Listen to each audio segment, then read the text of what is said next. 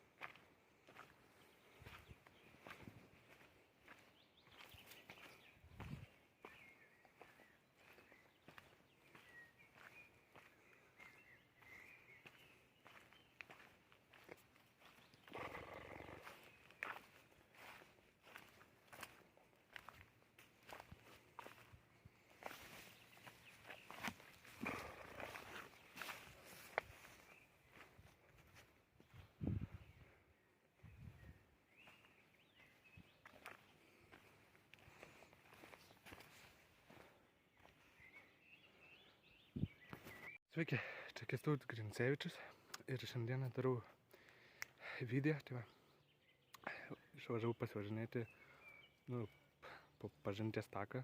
Aišku, čia ne su dviračiu reikia važiuoti, o peškom, nes va, ėjau su dviračiu ir medis ir užvirts ir aš nieko negaliu padaryti.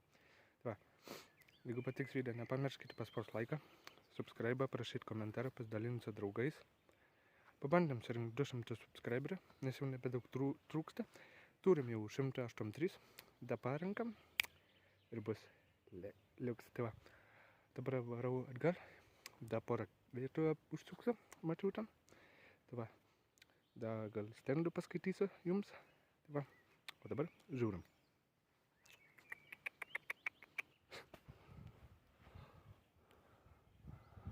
Kodėl ir kaip saugomas stepinės pievos. Idealiausias priežiūras stepinės pievoms būtų gyvulių ganimas, užtektų nedidelės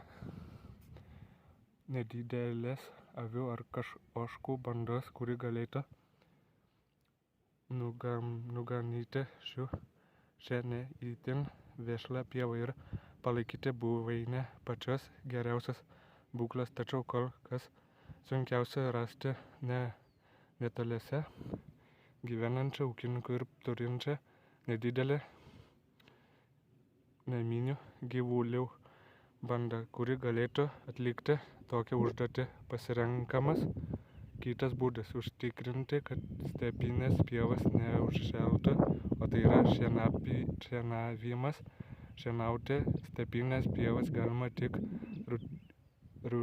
rudeniop, kai visas kartu ir saugomų augalų rūšys subrandusios ir išbarščiusios sėklas, o ten gyvenantis vabzdžiai jau subrendę ir pasislėpę žiemojimui. Dažniausiai šienapjovimo darbai čia vykdomi rugsėjo mėnesį. Paprastasis raudenėlis Originum vulgare, melsvasis genocijonas, smiltinis gvazdikas, paprastoji janažolė, paprastoji čiobrelė. Tai čia ir čiobrelių viskas auga.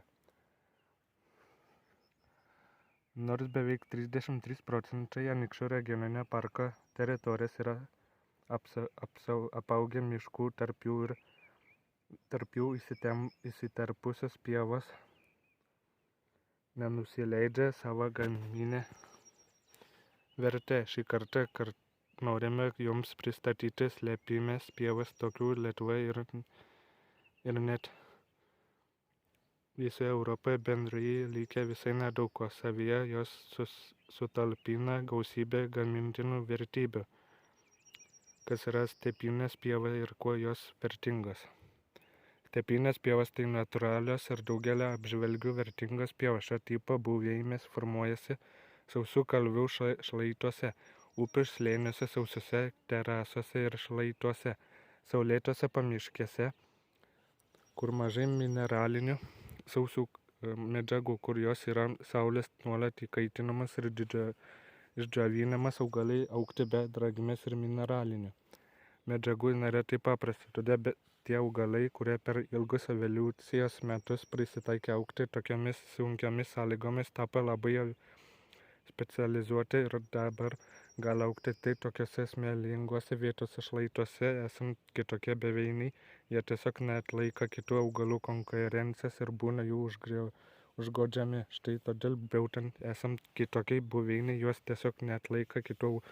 Stepinės pievas galime sutikti daug saugomų ir raudonųjų knygų įrašytų augalų rūšių ir kaip visur gamtoje, bet kurioje vietoje auga ne tik augalai, bet ir susiformuoja visą ekosistemą, kuri prisitaiko prie tam tikros buveinės. Tai drugiai, skruzdės, vorai, driežai, kerpės, grybai ir visi kita gyva galybė organizmų. Taip.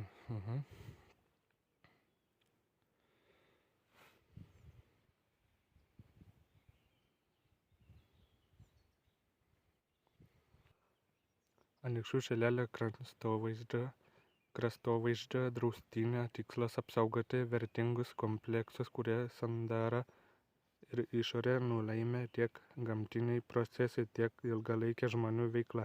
Išsaugoti slėnių atodangas, rieduliais šaltinius, retuosius augalus ir Baranausko apdainuotą Šilelio grožį.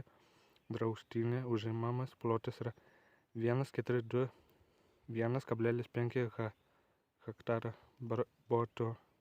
Botaninių tyrimų duomenimis čia rasta 769 aukštųjų augalų rūšis per 20 įrašyta Lietuvos raudonąją knygą. Floros nevienodumas ir jos gausumą palyginti nedidelė draustinio teritorija priklauso nuo augimviečių, dirvožemių ir vandens telkinio įvairovės. Šilelio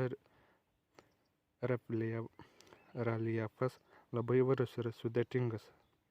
Abipus upės tiesiai status gilius griovių išraižyti šlatai šlaitų. Griovimas į šventąją suteka upeliai Marčiupis, Piktupis, Šlavė, Išplėstravis, Vingarkštinė, Pakalny, Paramavietė, Gaugaris, Pašaltupis, Limanė, Anykščių Šilelis yra vienas didžiausių Lietuvoje riedulių. Puntukas, Puntuko brolis, Šaltinis, Karalienės liūnas.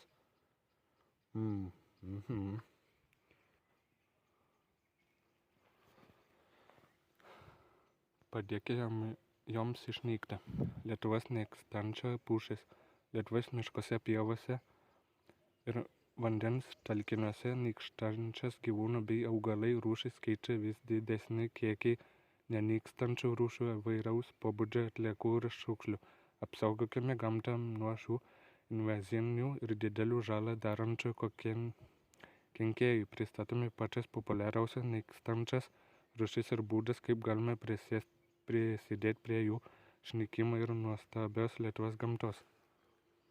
Stiklinis butelis, vitrin, dažniausiai aptinkamas rūšis permatoma. Žalias rūdas randamas beveik visur, priskiriamas amfibinėms rūšims, nes gali išgyventi ir vandenyje, ir sausumoje. Labai pavojinga aplinkai, vos keli saulės spinduliai ir gali sukelti didelį gaisrą. Nors lengvai dūžta, bet beveik nesusiyra, tampa prireiktų net 100 milijonų metų. Padėkite buteliams išnykti ir gamtos neškite juos į taratų arba stiklo konteinerį. Petbutelis. Dažnas svečias miškose, pievose, pakelėse, paplūdimiuose ir net vandens telkiniuose lengvai keičia formą ir gali išsilaikyti ant vandens. Dauginasi vasarą, kai geras oras, nemėgsta laužavietėse, pailsavietės ir kitas vietas, kur renkasi žmonės tam, kad išnyktų pats reikia net 450 metų. Pasistengime, kad petbuteliai išnyktų. Neškite juos į taramatą arba plastiko konteinerį. Plastikinis maišelis. Nors atrodo lengvas ir trumpas, nesuyra net 20 metų. Miške jie daugiausiai labai greitai nemėgsta apsistoti vienoje vietoje ir pavėjui gali keliauti daugybę kilometrų. Tai yra bene labiausiai mūsų aplinkoje apiplitusi nenykstanti rūšis. Gamtoje maišeliams nevienta, išmeskite juos į plastiko konteinerį. Padanga. Apatinė tiek vandeningose vietose, tiek ir sausos miškuose, ypač mėgsta pakelėse, linkusi būriuotis į nedidelės grupės, bet išgyvena ir viena. Gali pakenkti aplinkai, kurioje yra, ir užsidegusių sunaikinti visą mišką. Gamta gali išgyventi net 120-140 metų. Išsaugokime gamtą nuo padangų, pristatykite jas į didžiagabaričių atliekų tvarkymo vietą. Skardinė. Dažniausiai randama krūmuose, aukštose žolėse, sumanų kalvelėse, gali turėti įvairiausių spalvų. Dažnai būna blizgias, tam, kad išliktų, gali kad išliktų, gali susispausti ir sumažėti, pristaiko prie bent kokių sąlygų, aptinkamas grupėmis, bet išlieka ir pavienės. Sunyksta tik per 200 metų. Laikas skardinėmis išnykti iš gamtos, jų vieta taramate arba plastiko konteineryje. Matote? Tai va.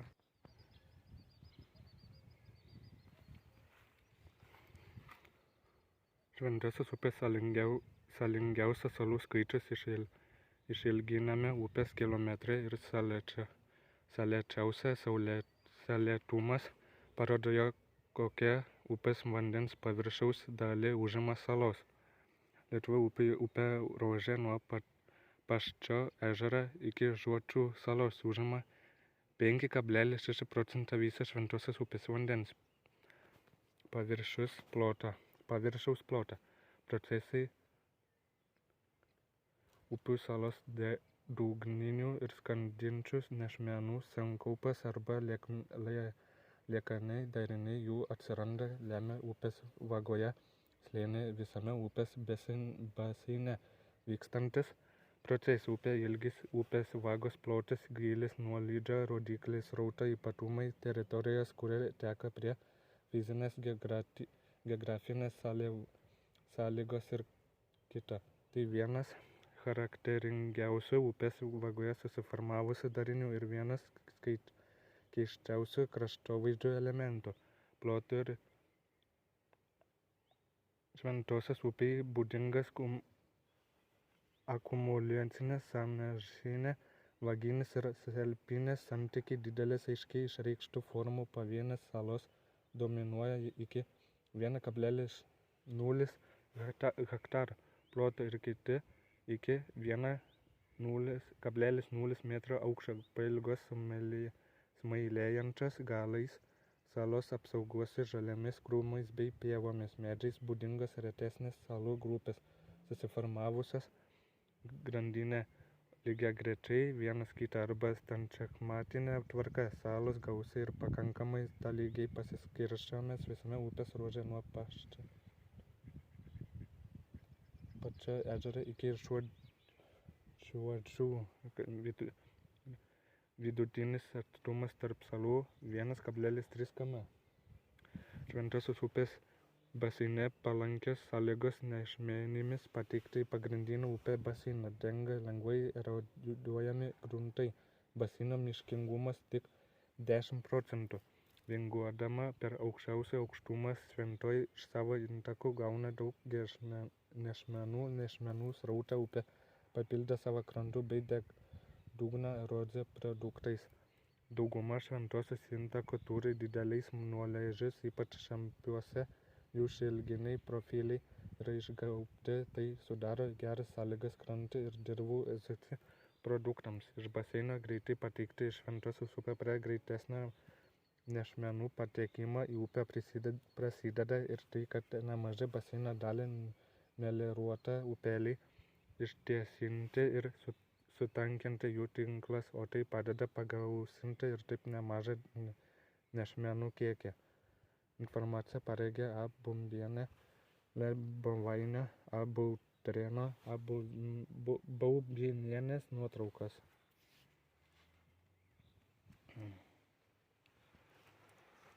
Šventoji ir...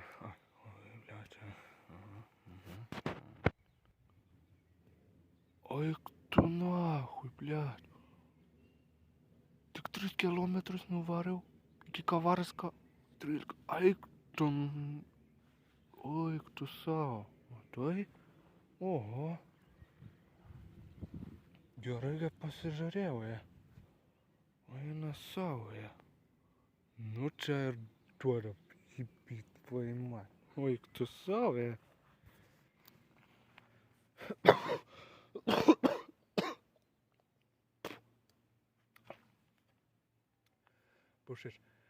Pušis Šventosios pažintinėme take. Paprastai pušis pins slyviant labiausiai Lietuvoje miškuose paplitusi medžių rūšis. Medis auga iki 30-40, kartais net iki 45-48 metrų aukščio. Spygliai aštriai smailėjantis, kiek įvijai mėgslavar ir puikiai žali. Įvijai melsvai ar pilkai žalia. Smulkiai dantais, kraštais, vidutinis spyglių ilgis 5,7 cm, plotis 1,57 mm.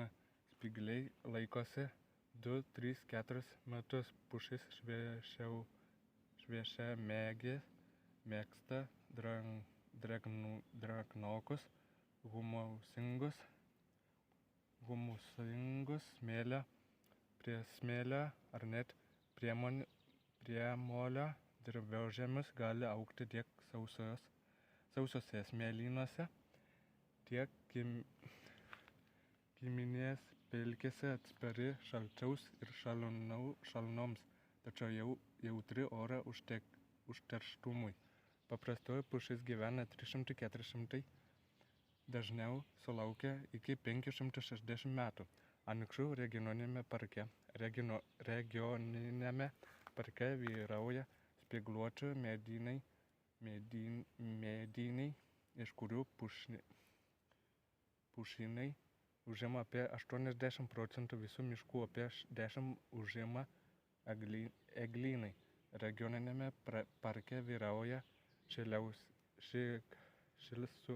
šilsamaninių pušynai, kiek mažiau yra kiškakiojo puštynių, plačialapių pušynų. Pušis plačiai naudojamas pramonėje, statyboje, gerai žinoma ir jos vaistinės savybės. Pušimi minta įvairius miško žvėrelis, pumpuras, skaba stirnos. Spygliais minta kurtiniai, o sėklomis iš kankorėdžių voverės, geniai ir kiti paukščiai. Geniai. Anykščių rajono savivaldybinis saugos gamtinis kraštovaizdžio objektas. Medžio aukštis 30 metrų. Medžio kamienas apimtis 1,3 metro aukštyje.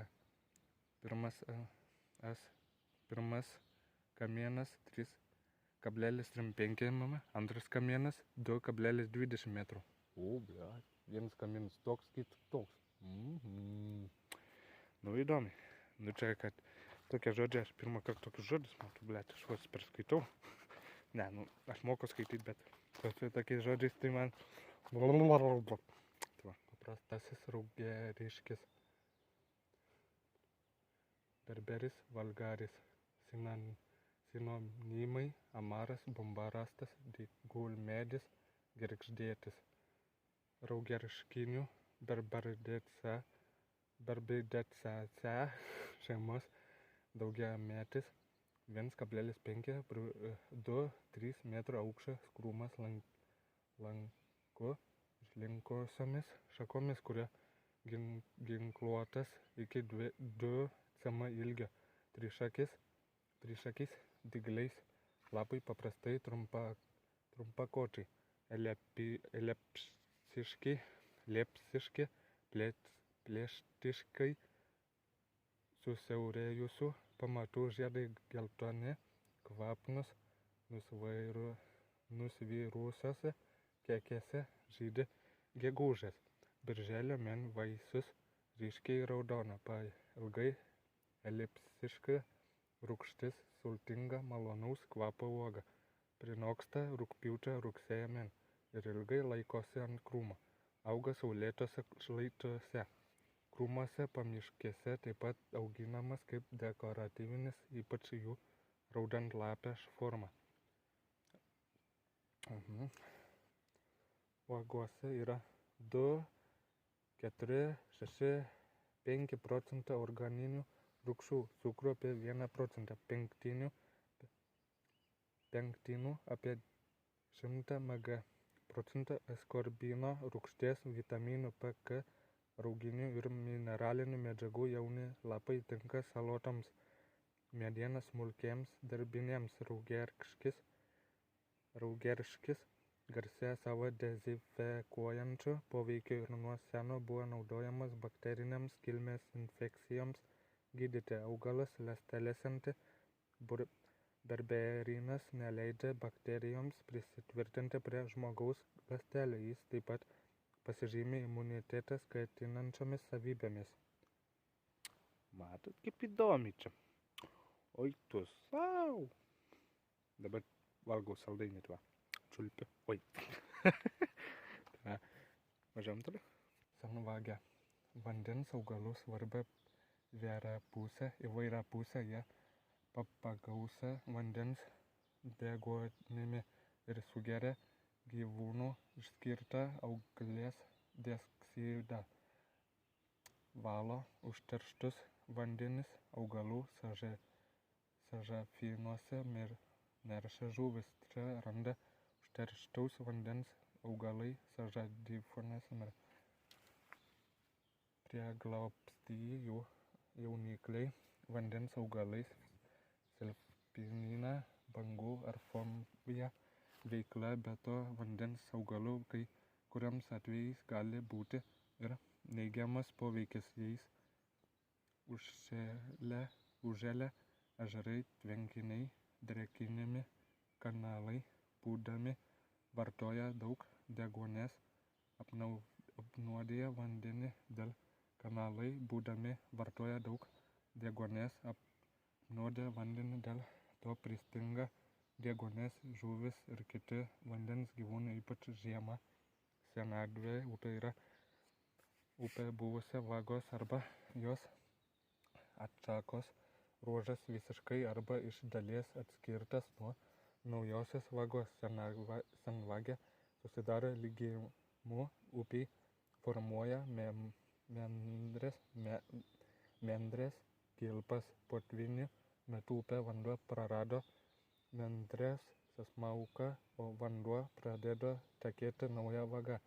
Laikui bėgant kilpas ir upės vagos praleida metu taip pat su senvagė gali susidaryti vietose, kur išsišakoja upės vaga. Ypač deltose užsinešusi vienai iš atšakų, ją nebeprateka vanduo ir formuojasi senvagė. Senvaginis ežeras nedidelių kilpas formos ežerų tipas, būdingas plokščiuose lygumose. Daugiau kaip 50% Lietuvos senvagių mažesnės nei 0,5 hektaro. Vandens telkinių zonose vandens augalai išsidėstę tam tikrose koncentriškomis juostomis. Vandens augalų tyrinėtojai dažniausiai aprašo 6 tokias juostas, kurias einant iš gilumų kranto link yra išsidėsčiusios taip viena mikrotinių arba planktoninių dumblių juosta, 2 pasinėrusio po vandeniu augalų, 3 plaučiaplūdžių, 4 vandens lelijų, nendrių, meldų arba pusiau vandens augalų.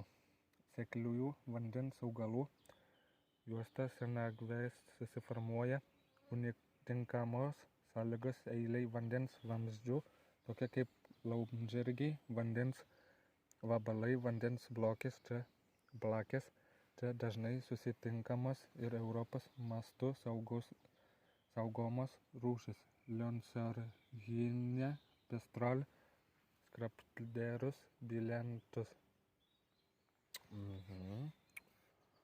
Nu, supratau. Šarvoji skėtė, pleištinis laumžirgis, dvijuostė nedrėdusė, nuotrauka Autrius Giedrius Švytra. Kaip įdomu. Važiuojam toliau. Turbūt jūs nesuprantat nieko. Tai upėlis. Žodis upėlis reiškia maža nedidelė upė. Lietuvoje suskaičiuojama apie 29 900 upių ir upelių ilgesnių nei 25 km. Jų bendras ilgis siekia 63,7 tūkstančių km upių ir upeliai, ilgesnių nei 3 km. Skaičius 44 418 upių. Ilgesnių nei 10 km yra 816, 3%, o ilgesnių nei 100 km 17 Lietuvos upės susidarė tirpstant ledynui. Paskutiniojo apledėjimo metu ledynų tirpsnio vandenys užgriaužė upių slėnius, kurių pavidalas vėliau dar keitėsi dėl erozijos. Intakas, upelis arba upė įtekanti į kitą pagrindinę upę. Intakas nuo pagrindinės upės paprastai skiriasi mažesniu vandeningumu, slėniu ir vagos pločiu bendru ilgiu. Intakai skirstomi į kairiuosius ir dešiniuosius. Upeliai, kaip ir upės, turi savo aukštupį, ištakas ir žemupį. Pabaiga arba žiotis Šlavė vienas įdomesnių Anykščių Šilelio upelių su godžiais šleminingais skardžiais, kur po didžiausius akmenų suvartynus ir gumbuotas šaknis srūva šaltas skaidrus vanduo. Net ir šviesiausia diena čia tvyro prie balandą tvoskė šviesa ir samanų drėgmė. Kūginė apsižėlė paprastoji šartvė. Kaip įdomu. Tai va. O dabar nuvažiuosime telemeną iki Šlavės atodangos. Tai čia 600 metrų kažkur tai netoli. Varom. Paprastoji šartvė. Senovinė legenda teigia, kad papartis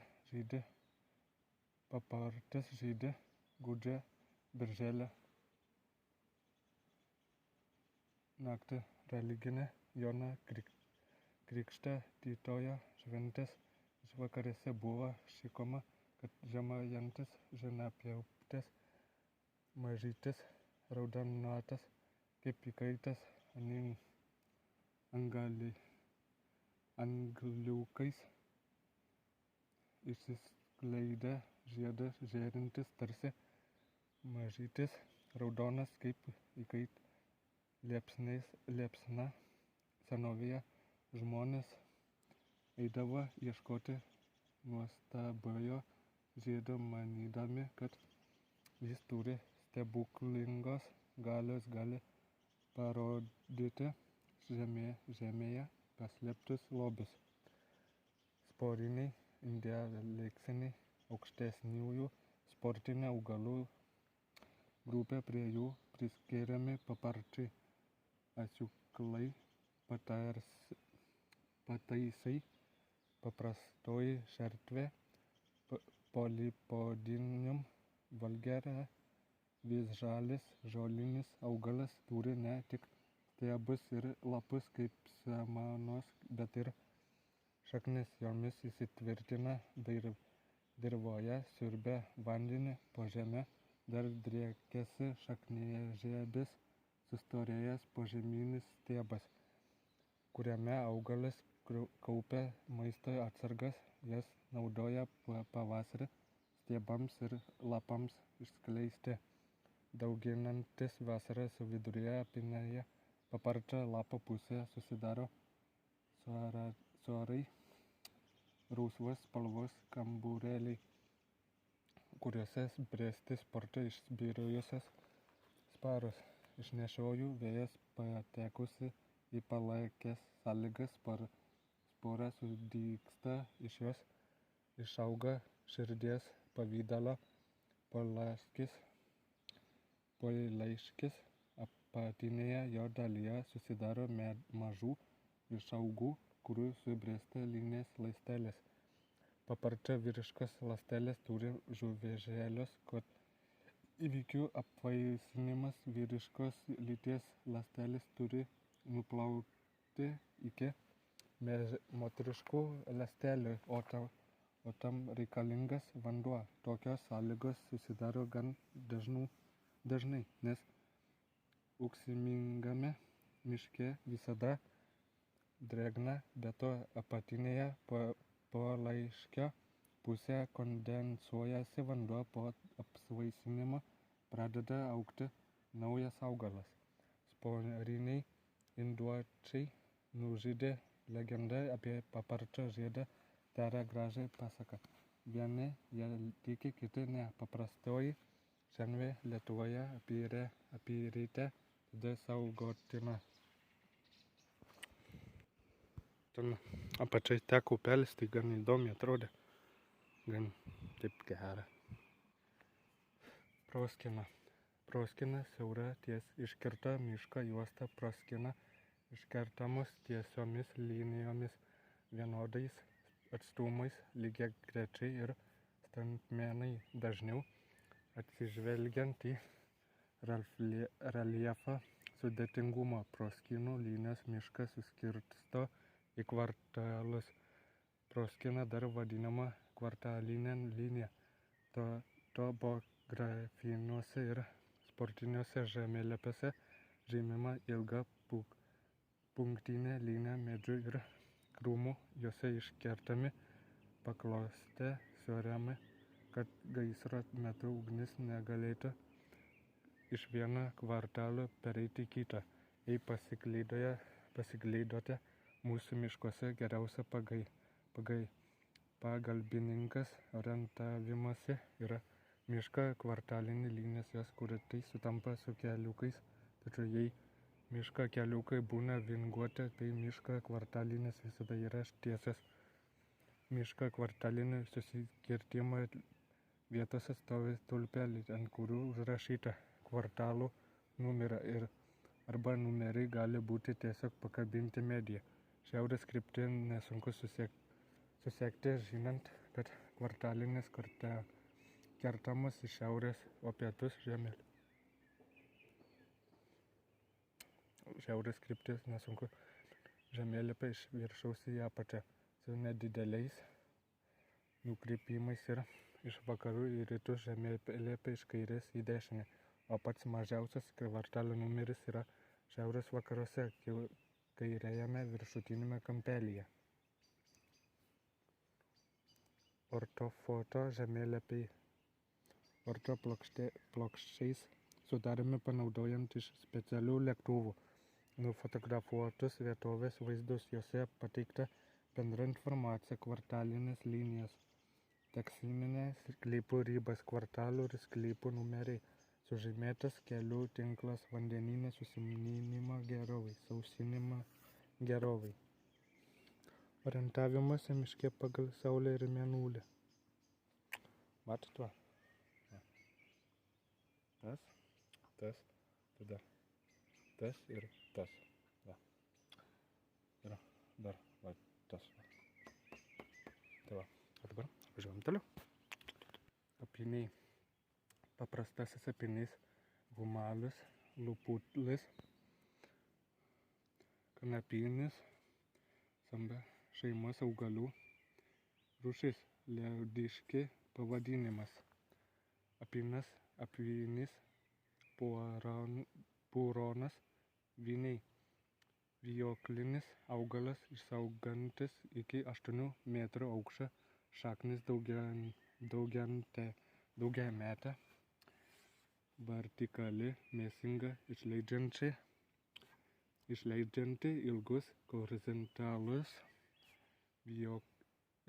ūglius, kurie kabinandamas dygliais tipo su sienomis, medžių kamienais, kitomis atramomis.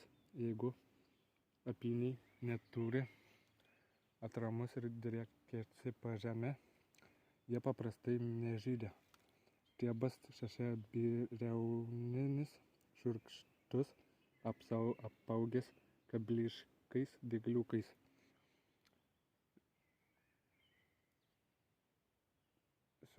Žiemą sunyksta lapai, prieššaunių 18-15 cm ilgio ir tiek pat pločio su 3-5 skiautėmis širdiškais pamatais dantyse su prielapiais. Paprastieji apyniai yra dvasinami augalai, vaisiai, spaugiai užsimezgę tik tada, kai kartu ar netoliese auga abiejų lyčių vyriškieji ir moteriškieji augalai, kaukeliniai vyriškieji žiedai, stiebų viršūnėse maži, gelsvai žali šlaiteliuose pavidale, žaidimuose piesteliniai moteriškieji žiedai susitelkę į konkrečią formos trumpakotės vampas žydi birželio-rugpjūčio mėnesiais. Augai lapuočiai ir miškuose ir vandens telkiniuose, pakrantėse auginamos sandyne yra daug kultūrinių veislių. Mėgsta derlingą ir drėgną dirvožemį, saulėtas vietas. Apyniai neatsiejamas alaus gamybos dalis. Gydymo tikslais apyniai vartojami nuo XXIA kaip priemonės dainų skausmui nerimauti, slopinui, apyniai gerinti. Apyniniai taip pat slopina traukelius, atpalaiduoja lygiuosius raumenis. Prikimštos pagalvės buvo plačiai naudojamos Europoje nemigai gydyti. Tai va.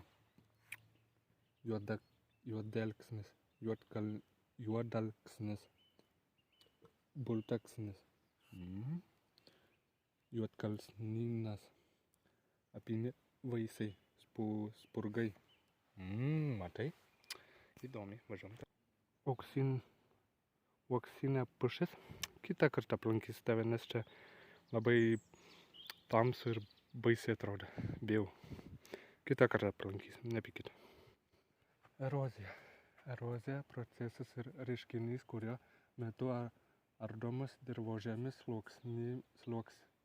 sluoksnis ar kitokia žemės paviršiaus irimas ir nunešimas, upių erozija, bangų erozijas, vandens erozija, vėjo erozija. Žodis kilęs iš lotynų kalbos erodere. Graužų Lietuvoje daugiausia papildytusių vandenų erozija, tekanti upės iš pradžių stengiasi susiformuoti savo slėnį. Todėl pirmiausia vyksta vertikali erozija. Upės graužiasi vis gilin ir gilin. Jos tėkmės greitis iš pradžių buvęs didelis, pamažu mažėja, kol sustovi pusiausvyra, susiformuoja V formos slėnis. Tuo metu prasideda horizontali arba šoninė upių erozija. Upės pradeda intensyviai ardyti savo krantus. Krantuose susiformuoja atodangos, įvairios nuošliaužos. Pagrindinė kovos su erozija priemonė yra apsauginių miškų sodinimas, dirvos tvirtinimas plynučiais akmenimis, apsodinimas priežerožiniais augalais. Šią upę šlainę auga šiurkštusis asiūklis, daugiametis sporinis žolinis augalas, stiebai žemojantis 6 mm skersmens, dažniausiai nešakoti, šiurkštus iki 60 cm aukščio. Žali sporikuoja birželio-rugpjūčio mėn. Auga smėlinguose ir žvyringuose dirvožemiuose, pušynuose, viržynuose, šlaituose. Augalas vartojamas medžio kaului, metalui poliruoti, indams šveisti. Medžiaga dažyta geltona ruda spalva. Paprastasis čiurbrelis. Tichma sepcha. Daugiametis, labai ornamentingas, 10-13 cm aukščio. puskrūmis, stiebas plonas, gulsčiais lapais, smulkus, priešiniai, standus, juose yra eterinių aliejų, todėl augalas maloniai kvepia, žiedai maži violetiniai, vaisius į 4 riešutėliai, auga smėlingose vietose, pušynuose, žydi birželio rugpjūčio mėnesiais. Tai va. Atėjau iš tos pusės, tai va, ir tada ten nuėjau. Dabar grįšim, čia gal kažkur ir išves, nežinau. Tai va.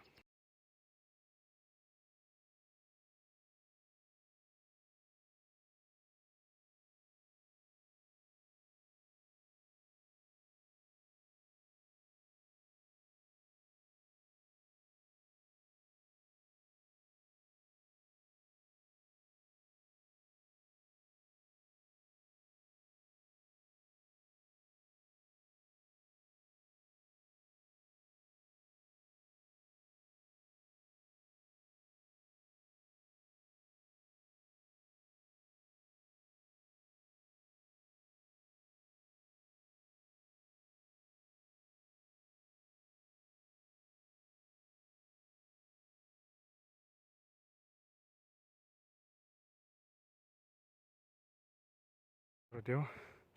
Nu čia va. Nu jo. Tolimas kelelis buvo 3 kilometrai. Tai va, važiuoju namo.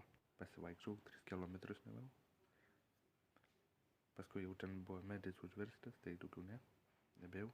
Ir visą taką, kad prieit, reikia iki 11 kilometrų kažkiek ten nueiti. Tai va, jeigu patiko video, nepamirškit paspausti laiką, subscribe, parašyti komentarą, pasidalinti su draugais. Pabandom surinkti 100 subscribe, nes jau nebedaug trūksta, tai va. Ačiū už 184 subscribe.